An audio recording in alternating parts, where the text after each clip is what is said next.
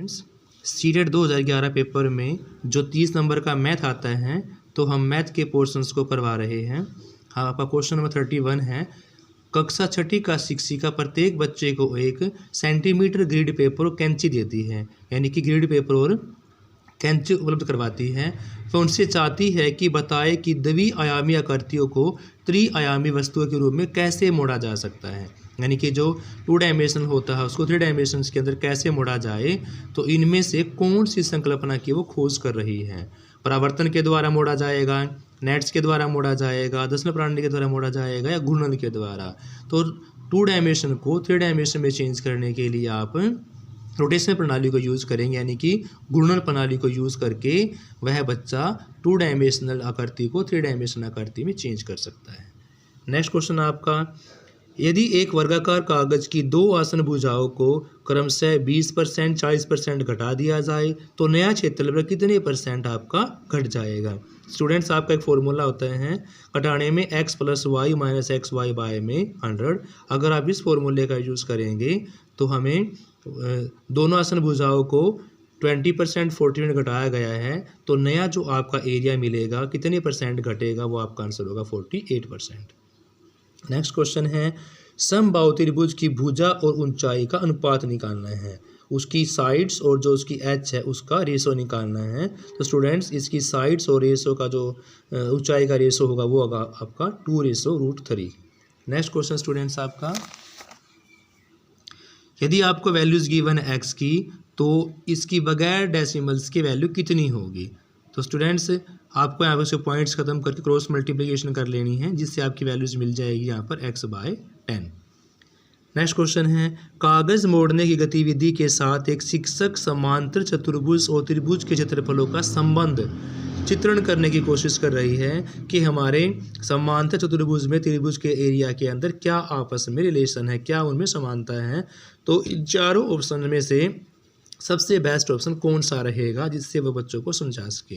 देखो, पहले आपकी चतुर्भुज होगी, अगर उसको बीचों बीच काट लिया जाए तो 2 त्रिभुज के अंदर वह डिवाइड हो जाती है, जिससे बच्चा आप अलग अलग ट्रायंगल्स का एरिया को फाइंड आउट कर सकता है। अलग अलग एरिया को फाइंड आउट करने के बाद अगर वो ऐड करता है तो आपको एक 4 भुजा वाली आकृति का एरिया प्राप्त हो जाता है। इसलिए सबसे बेस्ट ऑप्शन आपका 3rd रहेगा। नेक्स्ट क्वेश्चन स्टूडेंट्स, विद्यार्थी गणितीय समस्याओं को हल करते समय गलतियाँ भी करते हैं, तो कौन सी गलतियाँ करते हैं, ज़्यादा करते हैं, इनमें से कौन सा ऑप्शन सही होगा।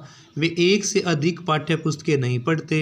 नहीं, ऐसा नहीं है कि बच्चे गणित की एक ही बुक को पढ़ते हैं, वो एक से अधिक बुक भी रीड करते पढ़ते हैं। उनका सामाजिक आर्थिक स्तर उनके निष्पादन को प्रभावित करता नहीं। सामाजिक आर्थिक स्तर भी बच्चे को प्रभावित करता है कि वो किस परिवेश से आया है, उसकी आर्थिक दशा कैसी है। वे पर्याप्त अभ्यास नहीं करते, नहीं, बच्चे अभ्यास भी करते हैं। तो देखो, हल करते समय जो गलतियां करते हैं उनमें से अर्थ निर्माण के अपने प्रयास में संकल्पनाओं का वैकल्पिक निर्वचन करते हैं, यानी कि बच्चा जो होता है वो गणित की समस्याओं को जब हल करता है तो अर्थ का निर्माण करता है। उसको अर्थ का निर्माण का प्रयास करने में अपने जो कंसेप्ट होते हैं उनका वैकल्पिक कि उसको किसी और विषय में कैसे लगाना है, कैसे दूसरे को उसमें आपस में जोड़ना है, इस प्रकार का निर्वचन करने में गणित की समस्याओं को कोई स्टूडेंट्स सोल्व करता है। नेक्स्ट क्वेश्चन आपका, दिए गए डायग्राम में अगर आपकी सारी साइड्स इक्वल हो और SP को एंगल 54 डिग्री हो तो आपको X एंगल निकालना है।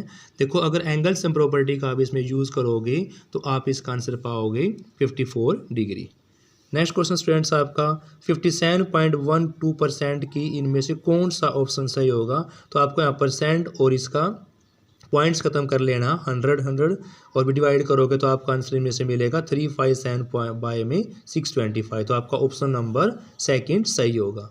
Next question students, 2x - 13, 2x - 11, 2x - 9, 2x - 7 में से क्रमागत संख्याएं कौन सी होगी। तो स्टूडेंट्स, आपको यहाँ पर x की जगह कोई वैल्यूज पुट करके देख लेनी है, इससे आपकी यहाँ पर रियल वैल्यूज निकल जाएंगी। फिर आपको देख लेना है कि वो आपका आंसर सम होगा, विषम होगा, भाज्य हो गया, प्राकृतिक संख्या होंगे। अगर यहाँ पर x की वैल्यूज कोई भी हम पुट कर लेते हैं तो यहाँ पर हमारा आंसर मिलता है विषम संख्या है। नेक्स्ट क्वेश्चन है, अमीना माचिस की तीलियों से खेल रही है और वह हर चरण पर इस प्रकार से माचिस की तीलियों को जोड़ देती है। तो जैसे एल की संख्या बढ़ेगी तीलियों की संख्या भी बढ़ेगी। तो किस प्रकार से आपका इनका रिलेशन है कि एक वाले में 2, 2 वाले में 4, 3 वाले में 6, तो 4 वाले में कितनी होगी? 2 दूनी 4 होगा, 3 दूनी 6 होगा, 2 होगा, तो 4 वाले में 8 होगा। इस प्रकार से कौन सी मेथड का अमीना अवलोकन कर रही है? फर्स्ट है, सामान्यीकरण पूछने के लिए अमीना को बहुत सारी माचिस की तीलियाँ चाहिए होंगी, जबकि अप्पू यह बहुत तेजी से कर लेगा। या अमीना और अप्पू दोनों सामान्यीकरण का प्रयोग करके अंतिम तक पहुंचने की कोशिश कर रहे हैं, या अमीना करके सीख रही है, अप्पू शायद पैटर्न को बिल्कुल भी नहीं देख पा रहा है।